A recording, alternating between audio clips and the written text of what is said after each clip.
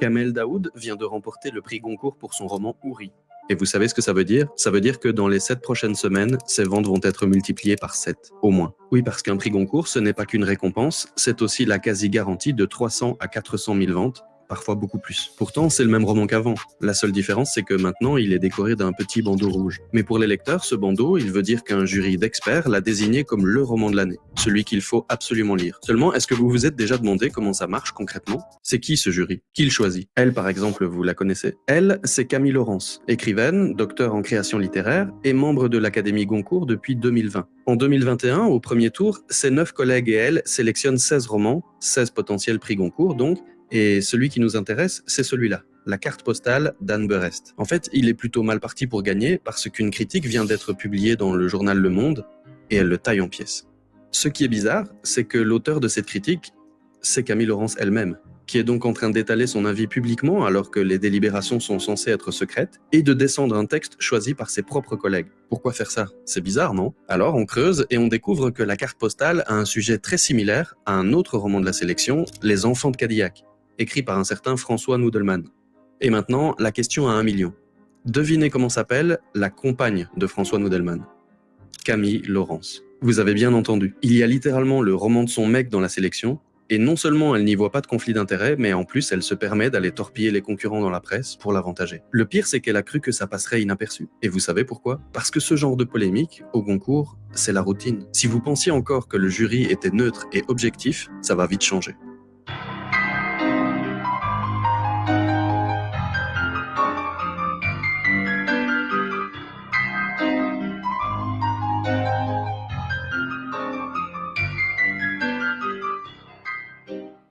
À la base, le prix Goncourt a été créé pour récompenser le meilleur roman de l'année. Les frères Goncourt ont légué leur fortune à la création d'une académie composée d'hommes de lettres qui devaient se réunir pour débattre et faire leur choix. Seulement, depuis 120 ans qu'il existe, il y a eu pas mal de ratés. Par exemple, Albert Camus, Marguerite Yourcenar ou Louis-Ferdinand Céline ne l'ont jamais reçu, alors qu'ils sont aujourd'hui considérés comme des monstres sacrés de la littérature française. Et franchement, ça n'a rien de surprenant. L'Académie a beaucoup changé depuis sa création. Et il suffit de se pencher sur son fonctionnement pour comprendre comment elle a pu passer à côté de tellement de chefs-d'œuvre. Quand vous devenez membre de l'Académie Goncourt, vous le restez. Il n'y a pas de rotation. Par exemple, Didier Decoing, ça fait 30 ans qu'il en fait partie. Techniquement, il y a bien une règle récente qui fixe la limite d'âge à 80 ans, mais comme Didier Decoing était là avant, ça ne s'applique pas à lui. En plus, les nouveaux membres sont choisis par le jury actuel. Beaucoup sont même des précédents lauréats, comme Paul Constant, Tahar Benjeloun ou Didier Decoing, justement. C'est pour ça que certains accusent l'Académie de faire de l'entre-soi. Les choisis d'hier deviennent les choisisseurs d'aujourd'hui, et les avis finissent par tous se ressembler. Mais le pire, c'est que les membres sont tous des écrivains. A priori, c'est logique, ils sont bien placés pour juger des romans. Seulement, qui a intérêt à gagner le prix Goncourt? Ce sont les maisons d'édition, parce qu'il va leur rapporter plusieurs millions de chiffres d'affaires supplémentaires. Vous ne voyez pas encore le problème? Alors on va faire une petite mise en situation. Vous êtes Tahar Benjeloun, écrivain et membre de l'Académie Goncourt depuis 2008. Sur les 20 dernières années, vous avez publié 21 romans chez Gallimard, c'est votre éditeur. Cette année, pour élire le prix Goncourt, vous devez choisir entre 4 romans. Madeleine avant l'aube, aux éditions J.C. Lattès, Jacaranda chez Grasset, Archipel aux éditions L'Olivier, et Houri chez Gallimard. Est-ce que votre choix est vraiment objectif? Est-ce qu'il n'y a pas un tout petit conflit d'intérêts? Vu depuis le Royaume-Uni ou les États-Unis, cette façon de faire est complètement surréaliste. Jamais de telles situations ne seraient tolérées pour des prix tels que le Booker Prize en Grande-Bretagne ou le Pulitzer en Amérique, dont la composition des jurys est renouvelée chaque année et où les jurés se récusent en cas de potentiel conflit d'intérêts. Mais à l'Académie Goncourt, on ne vote pas pour le meilleur roman, on vote pour celui de son éditeur ou de son copain. Et comme le jury est pratiquement fixe, il n'y a aucune chance que ça change un jour. C'est pour ça que certains parlent carrément de mafia Goncourt. Et c'est aussi pour ça qu'ils ont fini par créer leur propre prix. Le prix Femina, par exemple, estime que les femmes sont trop peu souvent récompensées, environ 1 fois sur 10. Il est donc, depuis 1904, décerné uniquement à des écrivaines.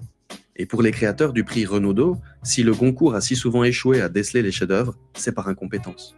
Il a donc décidé de se constituer un jury de critiques littéraires triés sur le volet. Alors, qu'est-ce que ça donne cette concurrence? Bon. Si vous avez trouvé les conflits d'intérêts du Goncourt révoltants, attendez de voir ceux du Femina. Parce que si Tahar Benjeloun n'était que publié par Gallimard, Christine Jordis, membre du Femina depuis 1996, elle, est carrément salariée chez eux, puisqu'elle est membre du comité de lecture. Et quand on lui demande si son poste peut influencer ses choix, elle répond « Au contraire, c'est une garantie d'indépendance financière. » Et le Renaudot alors? Vous savez, le jury de critique littéraire. Eh bien, en 2013, il a récompensé Gabriel Matzneff, un romancier accusé de pédophilie, et vous savez pourquoi il l'a récompensé?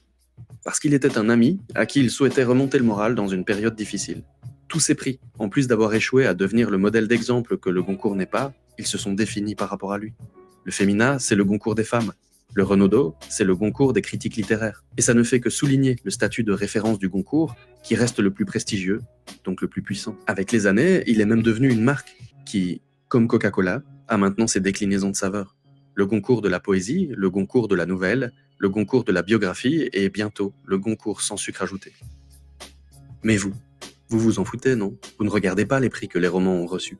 Sur Instagram, les 3/4 de mes abonnés pensent que le prix Goncourt n'a aucune influence sur leur choix. Et vous? J'aimerais bien savoir si vous pensez la même chose. On voudrait tous croire qu'on est immunisé face à l'influence, qu'on est capable de rester objectif. Mais est-ce que c'est vraiment le cas? Le bandeau rouge, c'est avant tout un effet d'autorité. Même si on n'en a pas toujours conscience, on accorde plus de poids aux opinions des personnes perçues comme des autorités dans leur domaine. Et puis le Goncourt de cette année, Ouri, vous allez en entendre parler partout. À la télé, à la radio, sur Internet. Vous allez aussi le trouver mis en avant dans toutes les librairies. Vous allez y être beaucoup plus exposé qu'à n'importe quel autre roman. Alors si vous décidez finalement de le lire, est-ce que votre choix sera vraiment libre? En fait, ça ne change rien, parce qu'avec ou sans vous, Ouri va se vendre à des centaines de milliers d'exemplaires. Le prix qu'il vient de recevoir va convaincre votre tante de vous l'offrir pour Noël, parce qu'elle n'y connaît rien et qu'elle a besoin d'une valeur sûre pour vous faire plaisir. Il va convaincre votre voisin de le lire, parce qu'il est complexé par son manque de culture. Il va convaincre votre collègue de l'acheter, parce qu'il veut faire bonne impression devant ses beaux-parents qu'il a invités à dîner.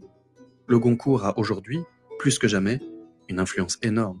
Et cette influence, elle a aussi des conséquences. Si vous jetez un œil à la liste des finalistes de ces 15 dernières années, par exemple, vous devriez remarquer quelque chose. Vous ne voyez pas? Il n'y a pas de littérature de genre. La romance, la science-fiction ou la fantasy sont totalement absents. Et pour le polar, sur 60 romans finalistes, il y a juste Virginie Despentes avec Apocalypse bébé et Joël Dicker qui répète partout qu'il n'écrit pas du polar. C'est pas un polar. C'est pas un polar. Pourquoi c'est pas un polar? Mais c'est une bonne question. J'ai l'impression que c'est pas un polar. D'abord parce que je n'ai pas vraiment de polar. Il avait déjà compris à l'époque que pour être ne serait-ce qu'envisagé, il ne fallait surtout pas se laisser catégoriser dans la littérature de genre. Sinon, c'était perdu d'avance. Des auteurs talentueux comme Alain Damasio, Doha, Dominique Manotti ou Jean-Philippe Jaworski, qui, pardon de le dire, mettent une tempête sibérique à certains lauréats, n'ont jamais su attirer l'attention de l'Académie Goncourt. Alors c'est difficile de ne pas y voir un snobisme. Cette année, par exemple, Olivier Norek a fait partie des sélectionnés avec son roman Les Guerriers de l'hiver. C'était la première fois qu'il n'écrivait pas un polar, et aussi la première fois qu'il était sélectionné. Pierre Lemaître, lauréat 2013 pour Au revoir là-haut, a gagné pour un roman de littérature générale alors qu'il était lui aussi plus connu pour ses polars. Venant du roman policier, je n'étais peut-être pas un candidat très naturel pour ce prix. Je suis très heureux et très fier. Les auteurs de romans policiers sont aussi de vrais écrivains. Peut-être que tout ça n'est qu'un hasard, mais ça commence à faire beaucoup de coïncidences. Vous remarquerez aussi que les petites maisons d'édition n'ont pratiquement aucune chance. Elles ne sont quasiment pas représentées. Les grands éditeurs sont sans doute meilleurs pour détecter les pépites, mais il devrait quand même y avoir un peu plus de variété, non? En France, il y a plusieurs centaines de maisons d'édition, et pourtant, une fois sur 3, c'est Gallimard qui gagne. Mais est-ce que c'est si surprenant? Les membres de l'Académie se ressemblent, ils partagent la même vision bornée de la littérature, c'est pour ça qu'ils récompensent presque toujours le même type de roman. Réaffirmant ainsi son faible appétit pour les gestes romanesques singuliers, trop hardis ou virtuoses, sa préférence décidément bien ancrée pour le fameux roman d'imagination, sans vrais enjeux formels, vers lequel tendent régulièrement ses choix.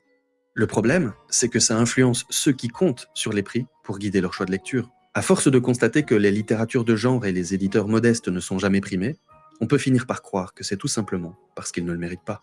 Et voilà comment une minorité biaisée par ses idées reçues impose ses goûts personnels et dicte à tous les autres ce qui mérite d'être considéré comme de la vraie littérature. Et pour ceux qui sont déjà perclus de préjugés, ça leur fait un joli billet de confirmation pour valider toutes leurs croyances une fois par an. Comment le Goncourt peut-il encore prétendre récompenser le meilleur de la littérature s'il refuse de la considérer dans son ensemble? Alors avec tout ça, vous êtes peut-être convaincu que la seule solution est de fuir tous les prix Goncourt. Mais ce serait dommage.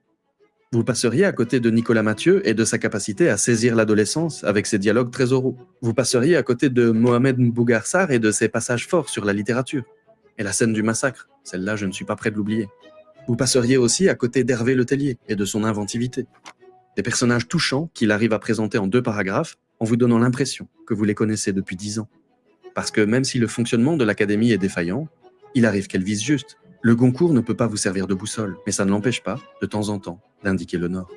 Merci d'avoir regardé cette vidéo, j'espère qu'elle vous aura plu. Si vous voulez écrire le prochain prix Goncourt, je ne peux malheureusement pas vous aider. Je pense que maintenant vous comprenez pourquoi.